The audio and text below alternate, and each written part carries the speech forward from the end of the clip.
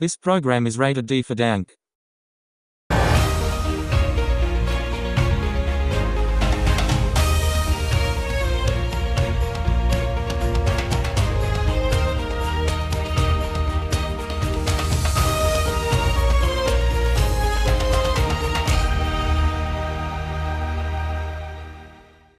I'm Big D, and today we're going alien hunting. If you look at this over here, we have a fantastic alien creature, and it's a Dalek. It's big, it's fat, and I want to stick my teeth in it.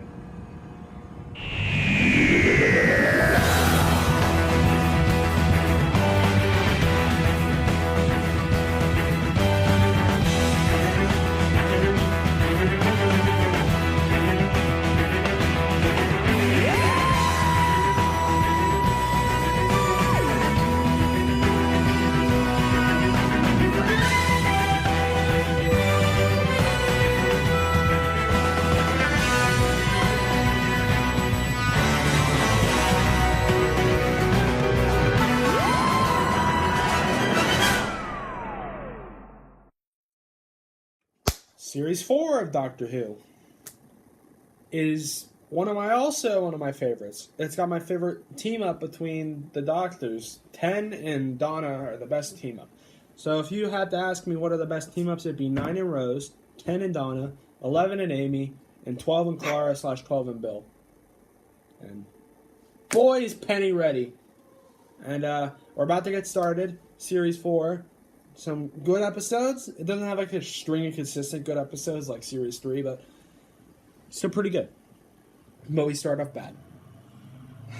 The 2007 Christmas special, which is just like Series 2 and 3, is my least favorite David Tennant Christmas special because of the stupid religious themes it tries to play. Voyage of the Damned is bad. Now I'm just going to say it right out. It's bad. The Doctor is on this Titanic, but the space Titanic, and he meets the Astrid Peth, who's Kylie Minogue, and she's basically the whole selling point of the episode. That's why the episode got 13 million viewers on Christmas Day, and yeah, and they're trying to stop the bad guys that are basically the angels, and they're trying to crash the Titanic into Earth. They're killing everyone. Russell Tivey's in the episode as Alonzo, I think his name is. And it's better than the Doctor, the Widow, and the Wardrobe.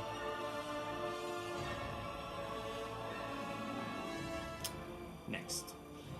The season starts off good with Partners in Crime, which has the Doctor and Donna reunited, and they're trying to stop the Adipose and the Miss Foster. The Adipose are the little fat creatures. Miss Foster creates them by sucking the fat out of people, and she's basically their nanny, and they're all going to go up into space. The Doctor and Donna are coming back, and Partners in Crime and Voyage of the Damned, some of the most decent things about them, Wilfred Mott. Wilf is one of the best characters of the show.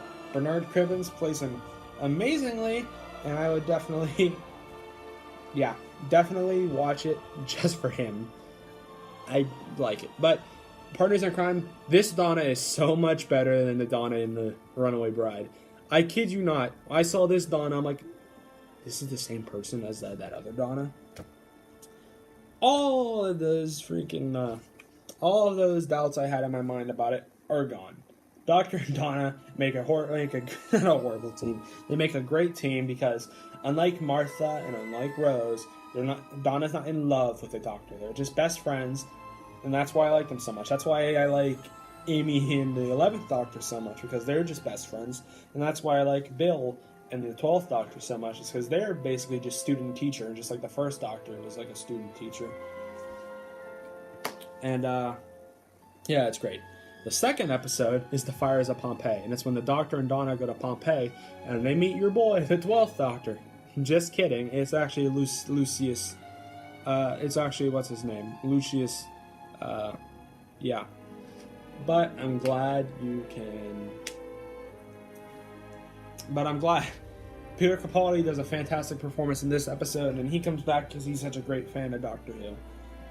And, The whole Pompeii thing is really cool. What I don't like is the lava monster that's actually causing it. But the message at the end where the doctor or the Donna's like, you don't have to save everyone. Just save someone. And he saves Peter Capaldi's family. Perfect message. It's really good.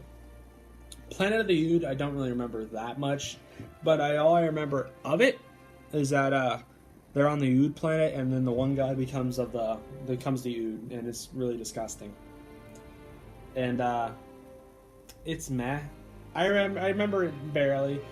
And they're trying to fix the Ood. And yeah, and they're on for sale. It's like an Ood slave trade. If you like it, you like it. It's iffy for me, but I don't. It doesn't really matter. And then the next 2 episodes are the Sontaran 2-parters, where Martha comes back. Yay, because, well, I still prefer Martha coming back than Rose. Rose is planted throughout the season. Like, you just see little tidbits of Rose in, like, a little every bit episode. It's fine. I don't care. You care. I don't care. The Sontaran Stratagem does a really good job of bringing back the Sontarons. And they're funny little potato-looking guys. They're great, formidable enemies. What I don't like is how UNIT is portrayed. Because UNIT is the big, like, secret agent service, but it doesn't feel the same without Brigadier Lethbridge Stewart, who was played by Nicholas Courtney, and he sadly passed away in 2011. And it doesn't feel the same without him. And UNIT, this version of UNIT is bad. And that's why I don't like the UNIT in Series 10 as well, because why I like UNIT in the 11th Doctor era and the early 12th Doctor era is because Kate Stewart's there, and she's basically the Brigadier Lethbridge Stewart, and they're all interesting characters, and none of them are there here. So yeah. And also, Luke Raddington, or whatever his name is, the little fucking annoying 18-year-old super genius. I hate him. He's so annoying. He's a whiny bitch. And if the show really thinks I'm gonna cry or be actually upset over his little sacrifice at the end of episode 5, not really. I'd say the first episode is meh, but the second episode is a definite thumbs down. So don't watch that. I honestly just implore you, if you want a decent Doctor Who story involving the Sontarans, shit, there actually aren't any decent Doctor Who stories with the Sontarans. Most of them are absolute shit. I guess just watch the first episode with Sarah Jane Smith, because that's the first time the Sontarans show up. And then Martha decides, well, I'm not done with you yet. I'm coming back too. And it's Donna and Martha in the TARDIS. And that leads to the Doctor's daughter, which I think is actually a good episode. I like Georgia Moffat's performance. And Georgia Moffat's David Tennant's wife now, and Peter Davison's daughter, and that's that whole thing that I was talking about in the last episode. But it's all good. They land on a war between humans and weird fish. Fox, I don't even remember what their alien names were called. Let me find out what they're called. The Hath. Definitely did not read that off my phone. The Hath. And then it ends with whoever that guy's name is killing Jenny. The Doctor and all them decide, I'm done. Martha decides, like, oh, I'm going back. I had fun. I'm actually done this time. And it's just Doctor and Donna again, which is great. Too many companions are not that good. And they all go off. But Jenny, who said wasn't supposed to regenerate, even though she's half Time Lord, starts regenerating, and she goes off into her own world, and Jenny's gone. If anybody thought Jenny was actually going to come back for future episodes, she's not. She's kind of just gone for the rest of it. Yeah. And then, yeah. What do we continue off with Unicorn and the Wasp, which I think is decent. It's one where they go visit the mystery writer Agatha Christie, and she's being killed. And there's like a murder mystery. There's a jewel robbery by someone called the Unicorn, and the unicorn's portrayed by Felicity Jones, who was in Rogue One, a Star Wars story, and also in Amazing Spider-Man 2, for those of you who don't remember. And there's also this big wasp, and that freaked me the fuck out. If anybody who needs to know me, I'm terrified of fucking wasps. The honeybees, all those, they're fine. Wasps are fucking horrifying. I don't like them. I've never been stung by a wasp, but it hurts. I heard it hurts like fucking hell. And it's a decent episode. I would watch it. Yeah, a lot of decent, good meh episodes so far. This man just deserves a fucking standing ovation by this point. Moffat's back. Two-parter, Silence in the Library. Boy, it's the second scariest episode of Doctor Who behind Water and Mars. The Silence in the Library and Force of the Dead introduces River Song, who I like at first. I like her in Series 4, Series 5, and then in the Series 9 Christmas special with Capaldi. But Series 6 happens and all that fucking confusing shit happens.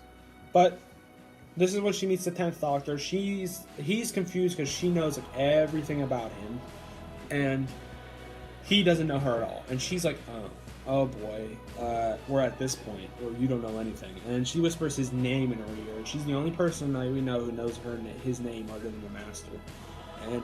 And I love the dynamic between her and 10. Her and 11 are much better. And I'm not saying who, but a friend of mine needs to see her and 12, because her and 12 are fantastic. And I like it. Donna gets, and then the Vashta Nerada. Oh my god, they're scary. The freaking astronaut suit and the guy with the skull in the darkness. They're creatures like piranha, carnivore creatures, and they eat people in the shadows, and it's horrifying. And the mainframe and how the Doctor saves Donna. And not Donna, how the Doctor saves River when she sacrifices herself, and it's like, and it teases the Towers of Beryllium, and you'll find that out eventually. And it's all good.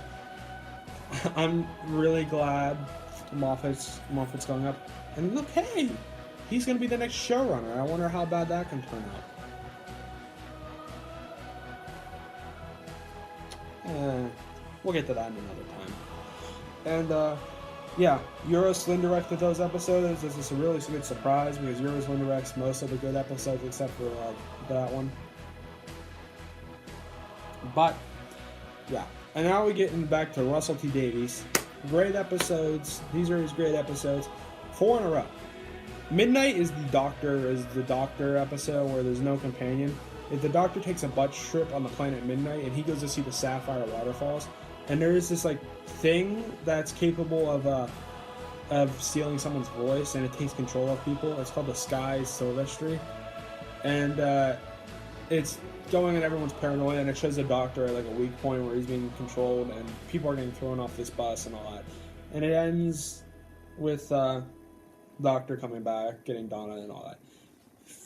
It's great, but it's not fantastic. The Donna only episode is fucking fantastic.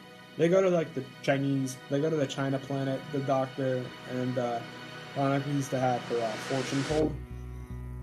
And she gets transported into this alternate world where the Doctor doesn't exist, and most of this stuff happened. And, yeah. Yeah, but, sorry for the pause, I was just doing something, checking my penny. And, but where it's all great, we're going into you definitely see the Doctor's pure intentions and pure heart, with this episode. And you can definitely tell there was, some good moments in here. The scene where Donna reverses everything and gets hit by the car and all that is great.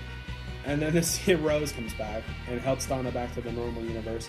And when she tells Rose tells Donna to tell the Doctor backwards, and that sets up the finale. The finale is definitely is a finale. It's confusing. There's so much stuff going on. So the Daleks are back, all of them, because the whole last Dalek in the universe thing didn't last for long. And yeah, well, the Stolen Earth features Davros coming back. He's taken out of that Time Lord by Dalek Khan, who was the first person to get into the Time Lord.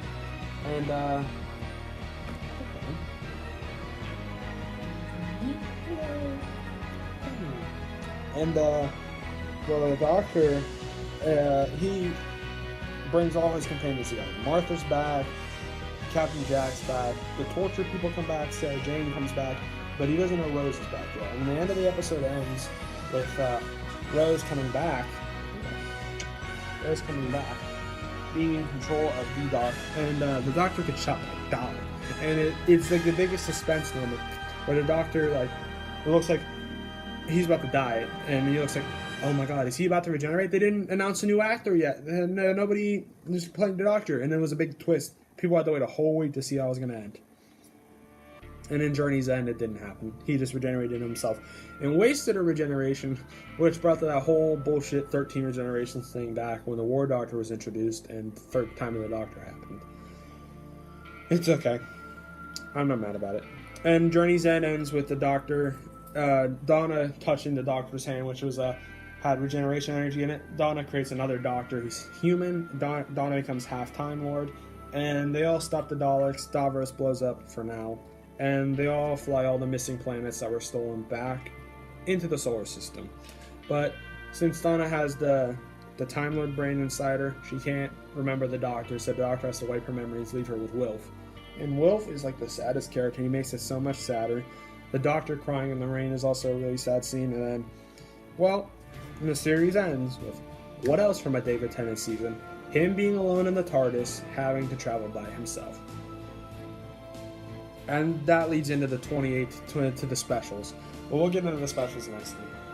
Series 4 might be my favorite David Tennant season, even though I said Season 3 was my favorite.